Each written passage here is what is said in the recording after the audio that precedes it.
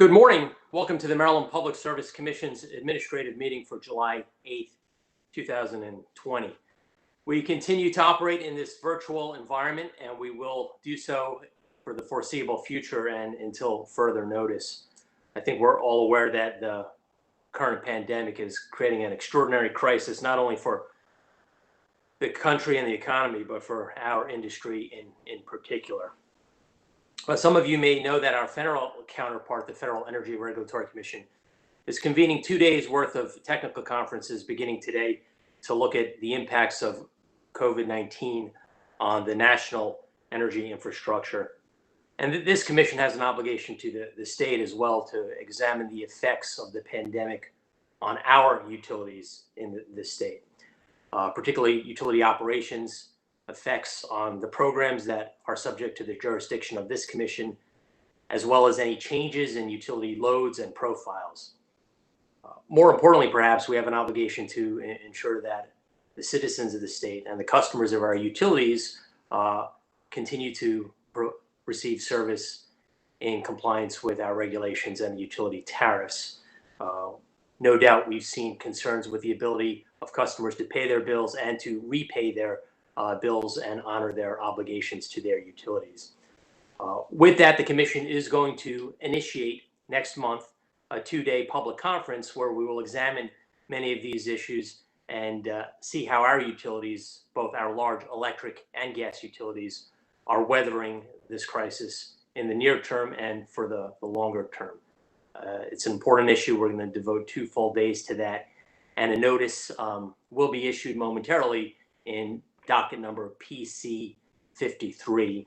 You'll be receiving details for those utilities that are obligated to participate, as well as our smaller utilities who may voluntarily participate in the discussion. So we do look forward to that.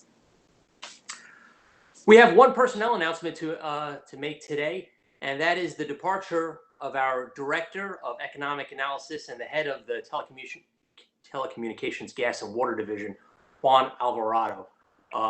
It's always bittersweet when we lose longtime employees such as Juan, who has been here since 2008, working his way up from an economist in the old telecommunications branch of the Rate Research Division. Juan has worked his way up over the years. He's mentored many of our junior analysts and developed them. He has a passion for rate making and economics, and it's going to be a major loss for this agency. However, Juan is going to stay in the industry, and then that's to our benefit. He's recently accepted a new position with the American Gas Association, where he will be the Director of Energy Analysis down in Washington, D.C. So Juan is not going very far. We appreciate his service over the past 12 years, and we look forward to crossing his path once again in the future. So thank you, Juan, for your service to the Commission and to the state of Maryland. With that, we have the meeting to begin, and we have minutes to approve from the July 1st, 2020 meeting. If commissioners have had a chance to review those, we'll take a vote, beginning with Commissioner Richard. I vote aye. Commissioner O'Donnell. Aye. Commissioner Linton. Aye. And Commissioner Herman. Aye. I also vote aye. The meeting minutes are approved. Good morning, Mr. Secretary. The consent agenda, please.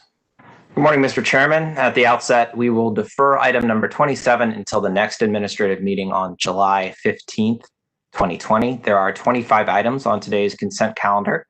Items 1 and 2 are tariff revisions from SpectroTel of Maryland LLC and MCI Metro Access Transmission Services Corp. DBA Verizon Access Transmission Services, reflecting changes in interstate access service. Item number 3 consists of tariff revisions from Telcove Operations, Inc. to remove language for certain voice and data services for its business customers. Items number 4 through 22 are interconnection agreement amendments. The names of the companies appear on today's published agenda. Items number 24 and 25 are the applications of Somerset Wind Power LLC and Waymart Wind Farm LLC for certification of renewable energy facilities under Maryland's Renewable Energy Portfolio Standard Program.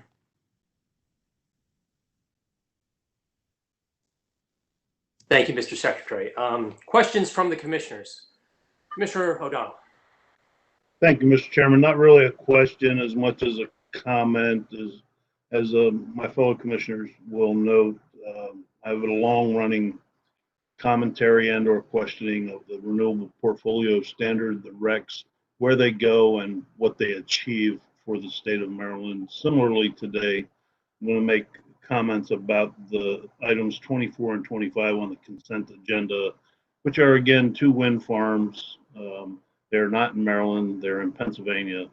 They came online, I believe, if memory serves me from reading the bug sheets, in 2001 and 2003, respectively. And so the RPS did not incentivize the development of this renewable generation. It obviously didn't incentivize it in the state of Maryland. It provided no economic benefit in the state of Maryland, and it actually presents challenges for us because of the locational costs of this generation asset. We have constrictions in our transmission system where this generating asset in Pennsylvania conceivably sending electricity south through the transmission grid, which Marylanders have to pay a premium for because of the congestion on those transmission lines.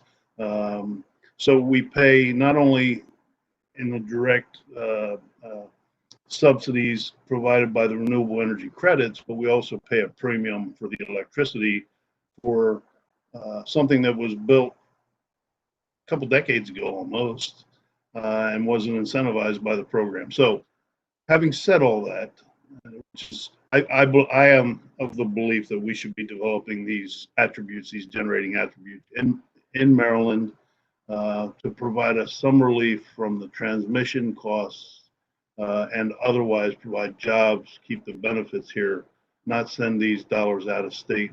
I'm going to request that staff counsel, technical staff, and the Office of General Counsel provide me with some discussion, some thoughts regarding how we could carve out specifically wind to be required to be developed in the state of Maryland.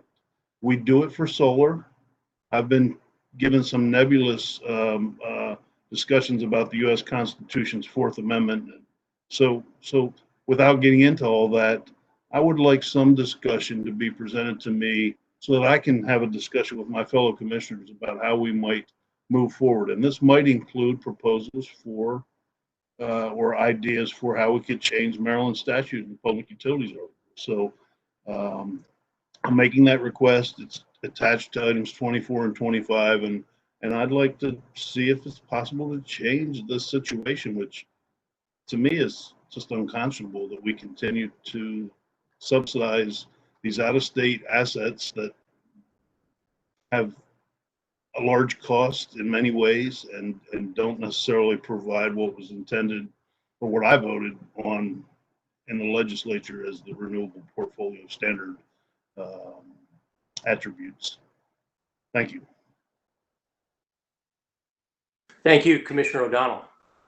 With no additional commissioners asking to be recognized, I will move on the consent agenda items. With respect to item number 1, I propose that we accept the tariff revisions for filing with an effective date of July 1st, 2020. With respect to item 2, the same motion, accept the tariff revisions for filing with an effective date of July 1st, 2020. With respect to item 3, that we accept the tariff revisions for filing and direct the company to file clean copies of the tariff revisions with an effective date of July 8th, 2020. With respect to items number 4 through 22, that we approve the interconnection agreement amendment 10 days following a 30-day comment period unless adverse comments are filed.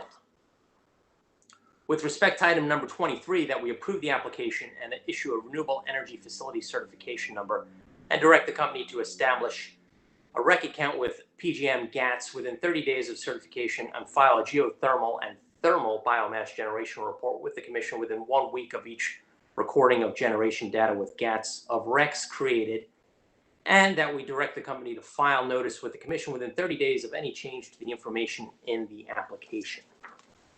With respect to items number 24 and 25, that we approve the application and issue a renewable energy facility ID certification number, that we direct the applicant to establish a REC account with PJM GATS within 30 days of certification, and finally, that we direct the applicant to notify the commission within 30 days if the information on which the application is based should change. The vote begins with Commissioner Richard. I vote aye. Commissioner O'Donnell. Aye. Commissioner Linton. Aye. Commissioner Herman. Aye. I also vote aye. Those motions are approved. Mr. Secretary, the administrative agenda.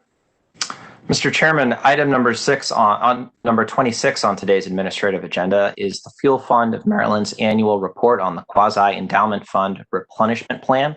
We have several participants on this item, including for staff Ben Baker and Annette Garofalo, as well as Sean Dunphy, Joe Tuminello, John Joseph, John Pastallo, Debbie Brown, for DGE Mike Cloyd, and for OPC Fred Hoover. Thank you.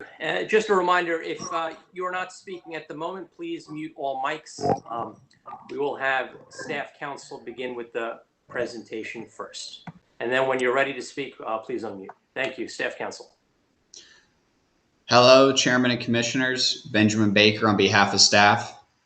On April 30th, 2020, the Fuel Fund of Maryland filed its annual report regarding progress made towards replenishing the quasi-endowment fund to $4.5 million. As of April 28th, 2020, the QEF was valued at $4.1 million. While reviewing the company's filing and supporting data, it was determined there was a discrepancy between the company's revenue placed into the QEF and the company's obligated deposits into the QEF per the plan accepted by the commission. The company has agreed to make a one-time deposit of $1,695.81 into the QEF to fix this discrepancy. In its filing, the company also implied that it should be allowed to discontinue replenishment of the QEF due to nearly reaching the replenishment goal of $4.5 million in February of 2020. The company provided staff more details regarding the request and justification in response to a data request, which was attached to staff's write-up. Within this response, Fuel Fund of Maryland made staff aware of $1.5 million that was being donated to Fuel Fund of Maryland by BG&E for customer assistance related to COVID-19. Staff believes the company should continue to fulfill its obligation to replenish the QEF to $4.5 million. With that said, staff believes it is appropriate for the company to suspend diverting fundraising money, but not income derived from the QEF, towards the QEF for 6 months to assist customers facing economic hardship due to COVID-19. Staff also supports not diverting to the QEF any of the $1.5 million donated by BG&E for customer assistance related to COVID-19. Therefore, staff recommends the commission note Fuel Fund of Maryland's report and direct Fuel Fund of Maryland to deposit $1,695.81 into the QEF. Further, staff recommends the commission allow Fuel Fund of Maryland to suspend repayment of the QEF for 6 months and allow the Fuel Fund of Maryland to use the $1.5 million dollars for COVID-19 funds provided by Baltimore Gas and Electric without applying 10% of the funds to the QEF. Thank you, and I'm available for questions. Thank you, Mr. Baker. We'll now turn to the representative for the Maryland Office of People's Counsel.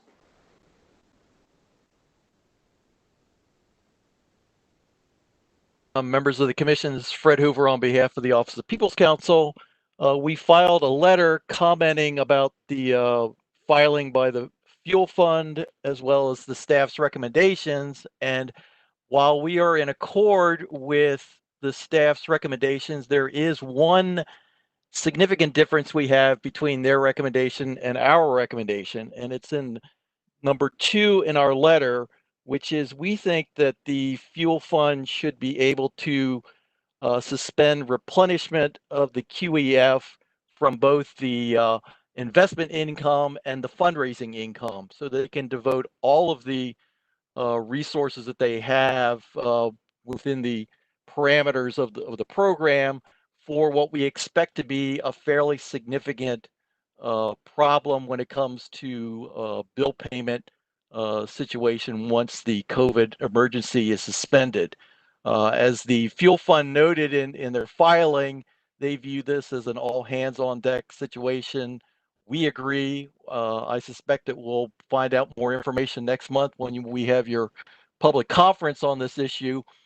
But it's our view that all organizations, both governmental and non-governmental, should be in a position to make the maximum contribution and maximum assistance permitted within the parameters of the programs and the various laws and regulations in order to contribute to solving what we expect to be a very significant problem when it comes to past due bills, arrearages, and other problems related to the economic consequences of the COVID crisis. And with that, I'm available for any questions. Thank you, Mr. Hoover. Finally, we'll turn to representatives of the Maryland Fuel Fund.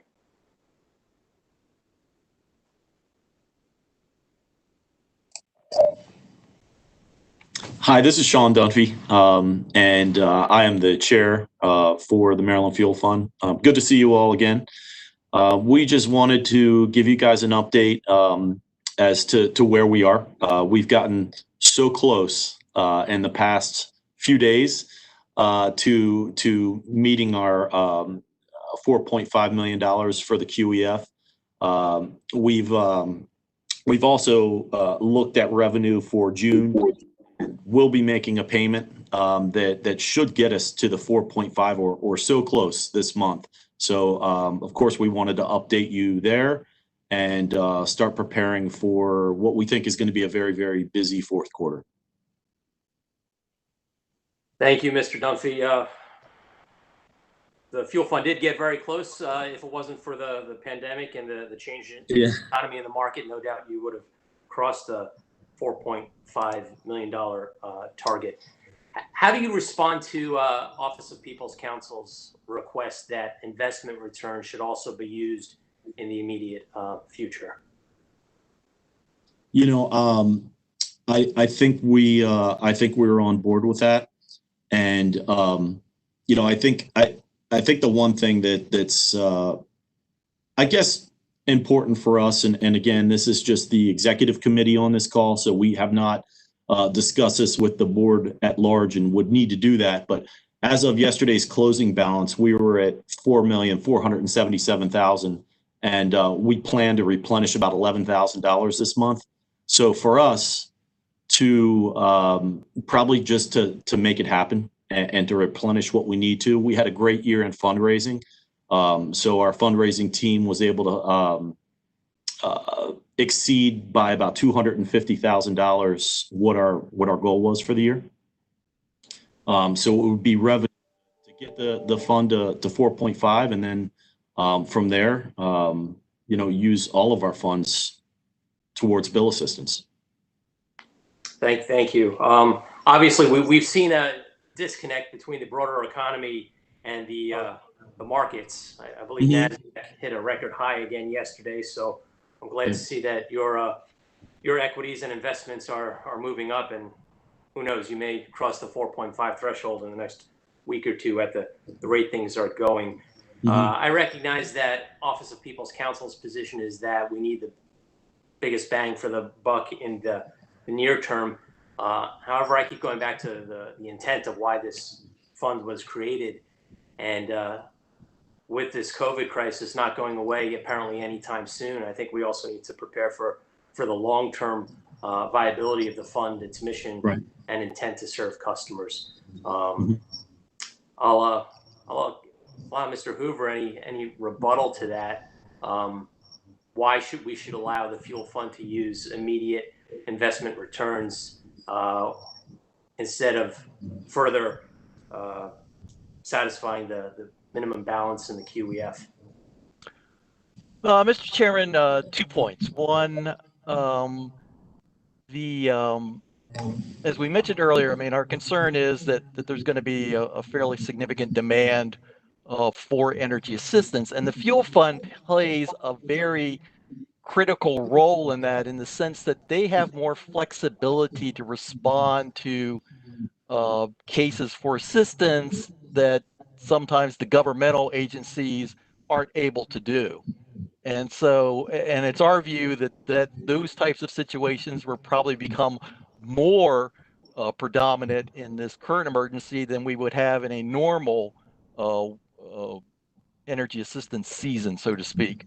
So we would like the fuel fund to be in a position to do all it can to help deal with the extraordinary and outstanding cases that can't be dealt with through the governmental agencies and the other entities that participate in this. Second comment that I'd make related to the stock market is, as it goes up, it also goes down, and the stock market is always looking and trying to guess on the future. And as we've seen with what happened with their investment income, they had, they almost got close to it, and then because of the stock market's reaction to the pandemic and the drop in stocks, they lost some money. Now, as a consequence of the market being, a little more confident about the future, things have gone back up, but there's nothing to say that, they won't get spooked again, and in which case, the market will take another crash. So the volatility in the market, is a concern to us, that the money they may be using as investment income may disappear just because something catastrophic happens there. Yeah, it's hard to predict which way the market will go. Although I am mindful that we need to plan for the longer term here. I'll allow Mr. Baker. Mr. Baker, if you have anything to add on this topic or not. Thank you, Chairman. I mean, we were trying to strike the balance between making money available to customers now during COVID, but also trying to ensure the long-term sustainability of the QEF and ensuring that we are working towards the repayment. Now, I do understand Fuel Fund Maryland is close to achieving the replenishment of the fund. With that said, I think Mr. Hoover hit it correctly. The markets are volatile, and so to divert additional funds away from the fund, that's just going to possibly jeopardize in the future. It's impossible to say. So I don't think it would be inappropriate to prevent or to divert the investment income going to the QEF, going back to customers now. But I think from a sustainability side of the QEF, it would make sense to allow it to at least allow Fuel Fund to finish the replenishment and then reconsider if we should open it back up. Thank you, Mr. Baker. Your position on sustainability does resonate with me, and I think that you struck the proper balance with suspending the payments into the QEF, but requiring that the investment returns be made into that escrow account. That's all the questions I had. Thank you, Commissioner O'Donnell.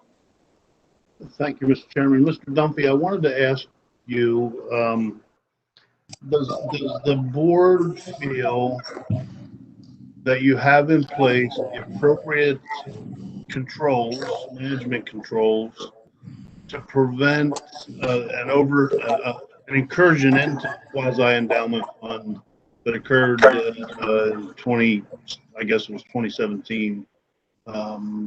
Do you feel like you have the controls in place going forward that's going to prevent a recurrence of that incursion?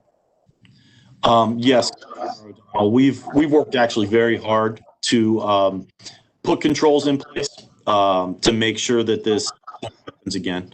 So yeah, we feel like prior to all of this, maybe there was a not a great succession plan for board members coming on to understand the QEF and what its purpose is, which we have taken steps to resolve. And again, watching our cash on we have daily, we have put things in daily to watch our cash so that we're never faced with this circumstance again. Very good. Look, you're doing wonderful work. It's appreciated, of course. Thank you. And it's important. Is there any planning to build that quasi endowment fund beyond the $4.5 million going forward to provide a source of of ongoing income into the fuel fund of Maryland? Commissioner That Donald, would- this is John Paslow. I'm the investment committee chairperson. The answer to the question currently is no, because we have not reached the 4.5 threshold to look deeper into that. I, however, have been working very close with Brown Advisory to start prepping that conversation and how we plan to move forward with that. Adding to your previous question, I think one of the items that we put in place is a very strict information share. I think previously Brown did not know the parameters around the QEF. Now they do. They have the same information that everyone else has. So in the event that there's a drawdown or something that is restricted, they too are aware of it. My intent, once we've reached the 4.5, we can move on to further discussions, is to make the portfolio in alignment with its needs and make sure that any verbiage being used is defined very explicitly, meaning the difference between income, earnings, et cetera, just to make sure definitions are very clear. But moving forward, I plan to have a very in-depth review of our current investment policy statement and make sure that it's updated to reflect items moving forward. Good, good. Well, thank you all at the Fuel Fund of Maryland for what you do and the services you provide to citizens of Maryland. We all consider it important. We just want to make sure we're all on the same sheet of music when we're saying it. Thank you. Commissioner, this is Joe Tuminello. I do want to also add to your question about adding to the QEF. We have had conversations with staff as well as with the executive committee of the board around fundraising activities exclusively aimed at bequests that would be directed toward the QEF expressly. And this issue for me, that we have on a table, is a matter of authenticity.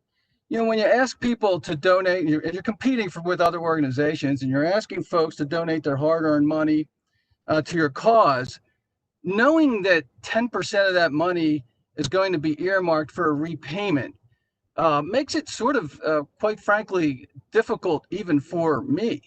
And so we want to remove that sort of inauthentic ask, so that our donors who are donating, who think their money is going to, as much as possible, to the clients that need it, for those donors that will in fact be the case.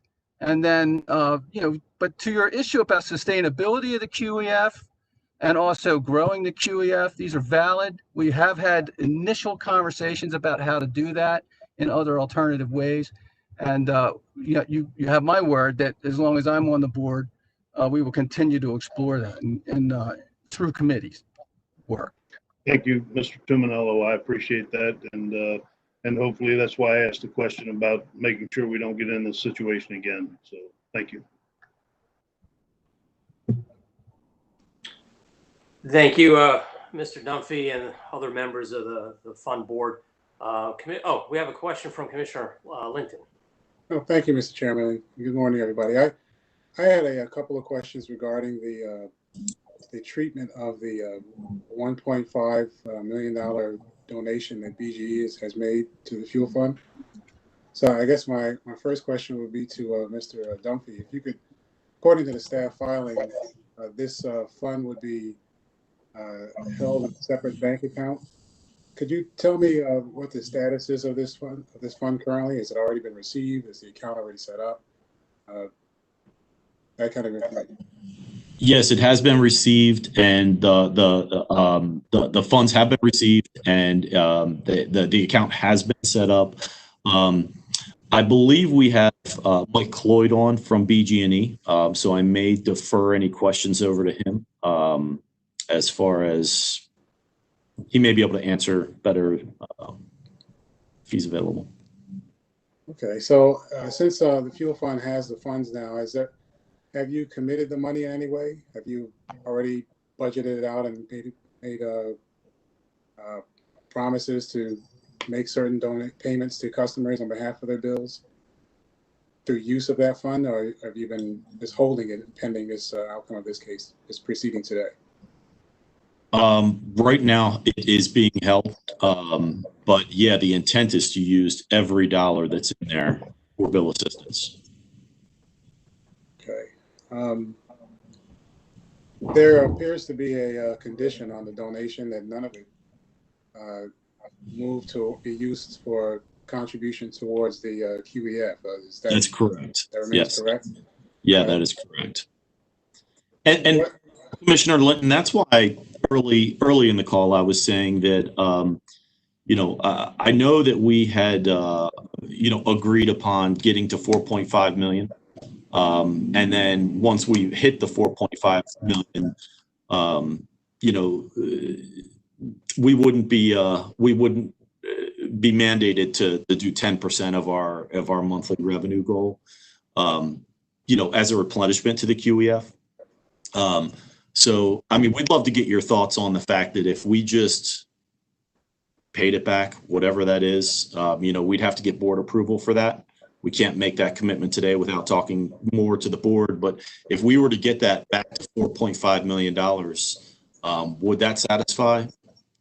Well, I mean, I guess it's, one pot versus the other. I mean, if you're at the 4.5, then the donations aren't necessary anymore. So this part of the motion isn't really, or of the issue isn't really, it's moot at that point. Mhm. But that's not where I was going. I'm Okay. trying to understand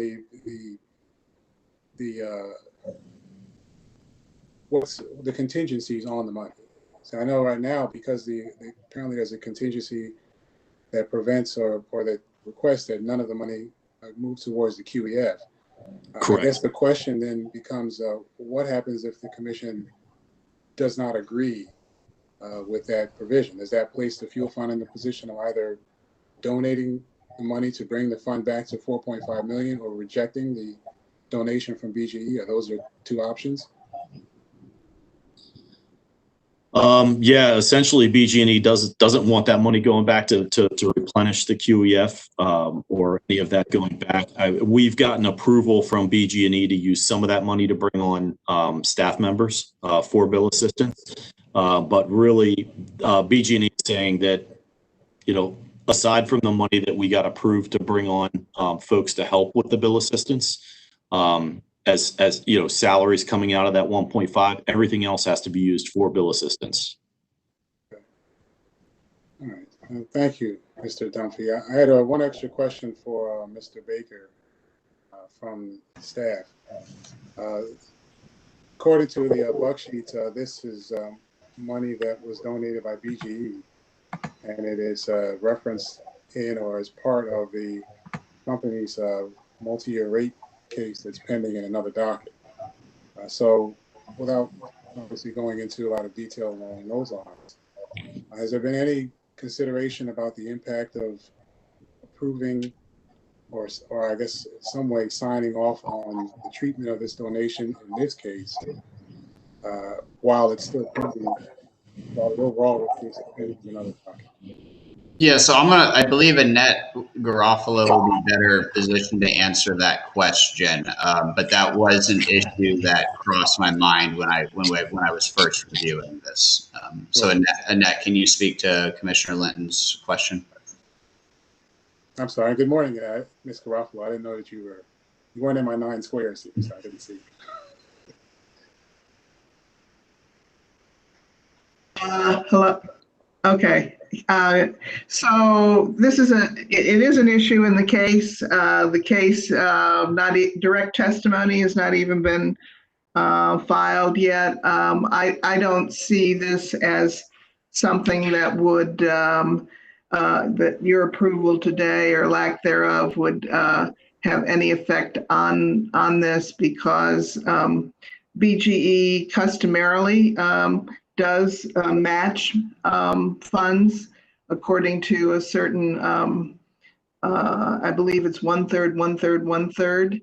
And so I think maybe this is more than they would usually commit in advance because of COVID. In addition, there are some other mechanisms suggested in the case to deal with COVID. So I think your decision here should not affect the case. Okay, so we're not, for lack of a better word, prejudging the validity of any components of the rate case, another docket. by certifying or authorizing use of a donation in this matter, in the manner in which the staff has recommended today? I do not believe you are.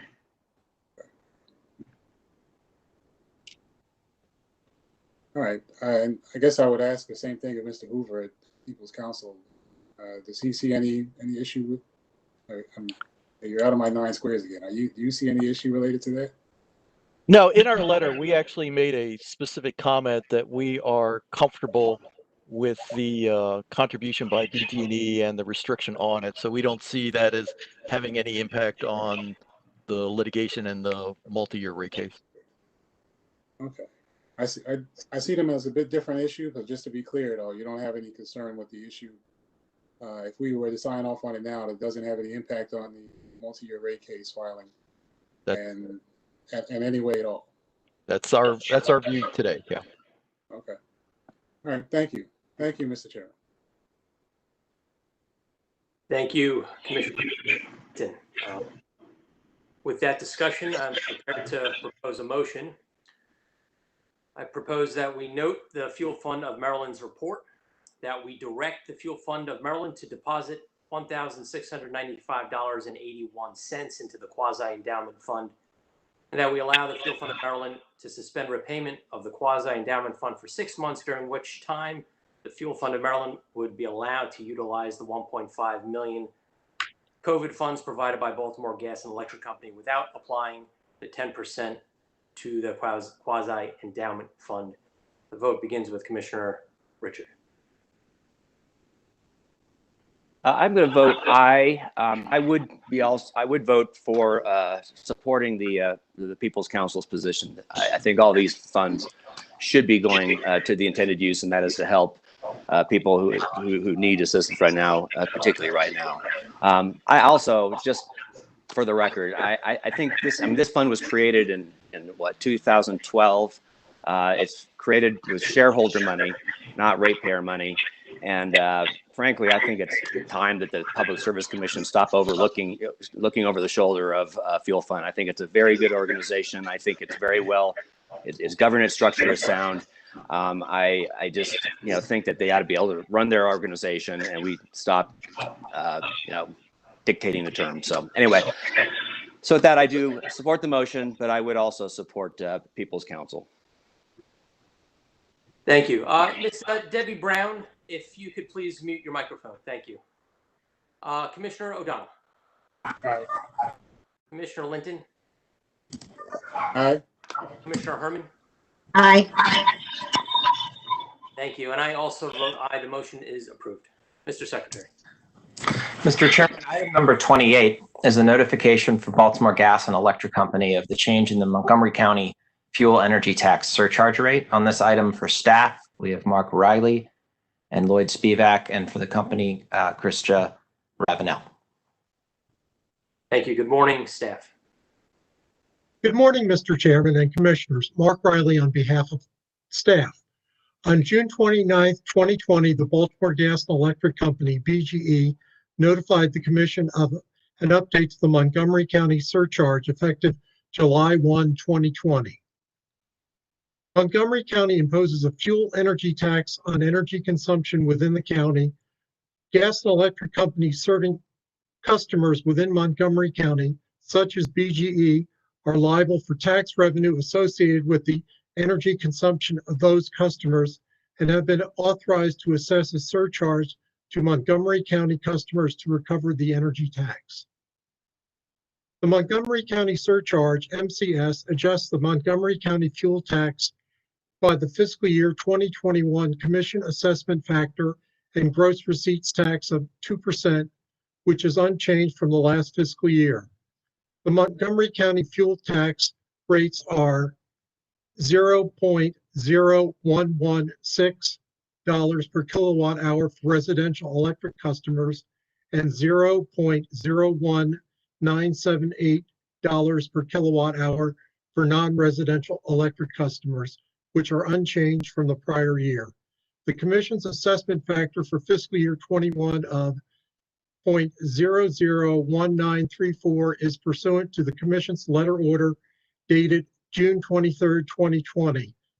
Thus, effective July 1, 2020, the gross up calculation results in a Montgomery County surcharge electric billing rate of 0.011380 per kilowatt hour for residential customers and 0.0202236 per kilowatt hour for non-residential customers. The MCS bill impact for electric residential customer using 1,000 kilowatt hours per month will be $11.31, which when rounded is unchanged from the FY 2020 billing rate. BGE states in its filing these rates will be effective July 1, 2020.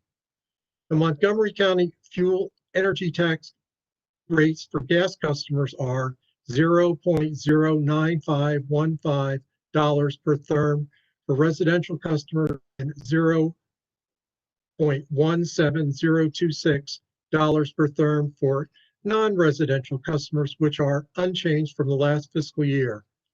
The MCS is grossed up for the FY 2020 Commission assessment rate of 0.001934 and the gross receipts tax of 2%, which is unchanged from the last fiscal year.